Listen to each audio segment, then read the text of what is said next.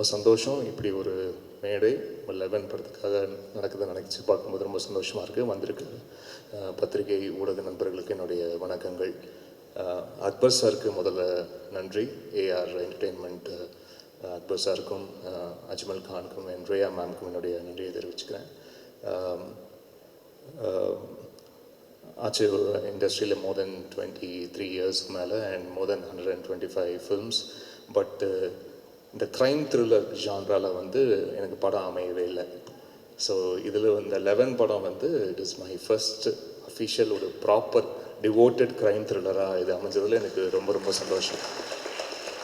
நான் நிறைய ஓடிடியில் உட்காந்து திரைப்படங்கள் பார்க்கும்போது நிறைய இந்த மாதிரி க்ரைம் த்ரில்லர்ஸ் தான் வந்து பார்ப்பேன். ஏன்னா அதுதான் ரொம்ப இன்ட்ரீகிங்காக இருக்கும். ரொம்ப ஹுக்டாக உட்காந்து படத்தை பார்த்துக்கிட்டே இருக்கலாம். அது கிளைமேக்ஸ் வர வரைக்கும் அது என்ன சொல்ல வருது, என்ன சஸ்பென்ஸ் அப்படின்றதுல வந்து பயங்கரமாக ரொம்ப இன்டென்ஸாக உட்காந்து படம் பார்த்துட்ருப்பேன். ஸோ பட் அந்த மாதிரி படங்கள் வந்து ஏன்னா நிறைய கமர்ஷியல் ஃபிலிம்ஸ் வந்து பண்ணுறோம், நிறைய ரூரல் ஃபிலிம்ஸ் வந்து பண்ணுறோம், சிட்டி சப்ஜெக்ட்ஸ் நிறைய வருது பண்ணிகிட்ருக்கோம். பட் இந்த மாதிரி ஜான்ரில் நம்மளுக்கு ஒன்று கரெக்டாக ஒன்று அமையணுமே அப்படின்னு யோசிச்சுட்டு இருந்தேன். ஸோ லோகேஷ் அஜில்ஸ்க்கு முதல்ல என்னுடைய நன்றியை தெரிவிச்சுக்கிறேன். சுந்தர் சி சாருக்கு நான் ஒரு 8 ஃபிலிம்ஸ் பண்ணியிருக்கேன் சாருக்கு.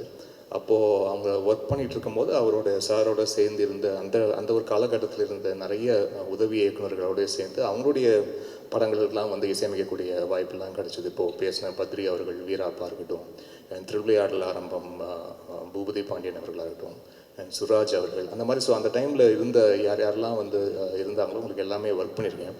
பட் நான் ஒர்க் பண்ண டைமில் லோகேஷ் அப்போது இல்லை, அதுக்கப்புறம் தான் லேட்டர் தான் லோகேஷ் அவர்கள் வந்து ஜாயின் பண்ணியிருக்காரு பிள்ளைகள்.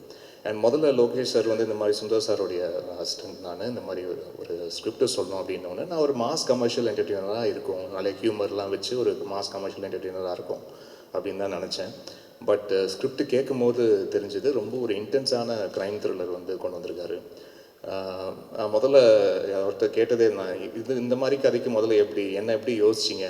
ஏன்னா எப்போவுமே சினிமாவில் ஒரு விஷயம் இருக்கு இல்லையா, ஒருத்தர் வந்து அம்மா வேடம் போட்டாங்கன்னா கடைசி வரைக்கும் அம்மா வேஷம் தான், ஒரு தங்கச்சி தான் கடைசி வரைக்கும் தங்கச்சி வேஷம் தான். அந்த மாதிரி க்ரைம் த்ரில்லருக்கு எப்படி பாயிமான் செட் ஆவார் அப்படின்னு ஒரு யோசனை வந்து அவங்களுக்கு வரலன்னா கூட ஒரு 10 பேர் வந்து சொல்லி கும்மி அடிச்சிருவாங்க இல்லையா. ஸோ அப்படியே தான் சினிமாவில் இருக்கும்.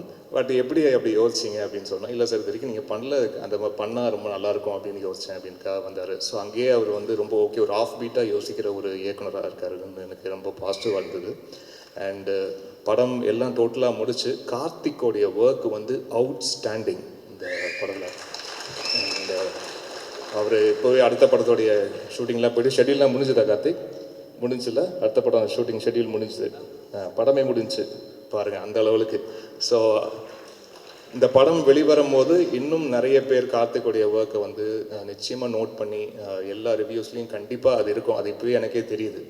அண்ட் லோகேஷோடைய ரைட்டிங், லோகேஷ் அஜில் சார்களுடைய ரைட்டிங் வந்து அவுட்ஸ்டாண்டிங். அது ஸ்கிரிப்ட் நரேஷன் கேட்கும் போதே அவ்வளோ கிரிப்பிங்காக வந்து இருந்தது. இது அப்போவே தெரிஞ்சது, ஓகே இது வந்து மேக்கிங்காக வந்து கொஞ்சம் இப்படி அப்படி இருந்தால் கூட ரைட்டிங் செம்மையாக இருக்குது, இது வந்து ஒரு நிச்சயமாக ஒரு கேரண்டி க்ரைம் த்ரில்லராக இருக்கும் அப்படின்னு நினச்சேன். ஆனால் படம் பார்க்கும்போது ஐ வாஸ் ப்ளோன். அவர் வந்து எப்போவுமே என்னென்னா ரொம்ப பில்டப்லாம் வந்து பண்ண மாட்டார், சும்மா வந்து படத்தை கொடுத்துட்டு சார் பார்த்துட்டு சொல்லுங்கள் சார் அப்படின்னு வந்து சொல்லிடுவார். ஸோ அப்படி பார்க்கும்போது ஐ குடன்ட் கண்ட்ரோல். நான் வந்து ஃபோன் பண்ணி அவர்கிட்ட ரொம்ப நேரம் பேசிட்டு இருந்தேன். அந்த மாதிரி ரொம்ப ஹார்ட்ஃபெல்ட்டாக அப்படி ஃபீல் பண்ணி பேசி எனக்கு தெரிஞ்சு ரொம்ப நாள் ஆச்சு எனக்கு. ஸோ அப்படி ரொம்ப ட்ரூத்ஃபுல்லாக ஒரு படத்தை ரொம்ப ஹானஸ்ட்டாக அது ஃபிலிம் மேக்கிங்லேருந்து அந்த கிராஃப்டில் ஒவ்வொருத்தருடைய ஒர்க்மேன்ஷிப் கரெக்டாக அந்தந்த ஷாட்டுக்கு என்ன வேணுமோ கரெக்டாக அந்த ஆர்ட் டிபார்ட்மெண்ட் கரெக்டாக சேர்த்ததாக இருக்கட்டும், ஆர்டிஸ்டோடைய அவங்களுடைய பர்ஃபார்மன்ஸை கரெக்டாக வாங்கினதாக இருக்கட்டும், இது எல்லாமே வந்து ரொம்ப அழகாக வந்து படத்தில் இருந்தது. அண்ட் முக்கியமாக யூசேஜ் ஆஃப் சைலன்ஸ், அது வந்து ஸ்கோரில் வந்து நிறைய அந்த மாதிரிலாம் வந்து ஒர்க் பண்ணியிருக்கோம். எங்கெங்கெல்லாம் மியூசிக் வந்து நல்லா ஒரு பவர்ஃபுல் மியூசிக் வருமோ அங்கேயும் இருக்கும். பட் எங்கெங்கெல்லாம் சைலன்ஸ் ட்ரீட் பண்ணுமோ அதெல்லாம் அழகாக ட்ரீட் பண்ணியிருக்கோம் நம்புகிறோம். அண்ட் இந்த படத்தோடைய ஆடியோகிராஃபர் ராஜா அவர்களுக்கும் இந்த நேரத்தில் நன்றியை தெரிவிச்சுக்கிறேன். அண்டு முக்கியமாக இந்த ஆல்பம் எனக்கு ரொம்ப ஸ்பெஷல்.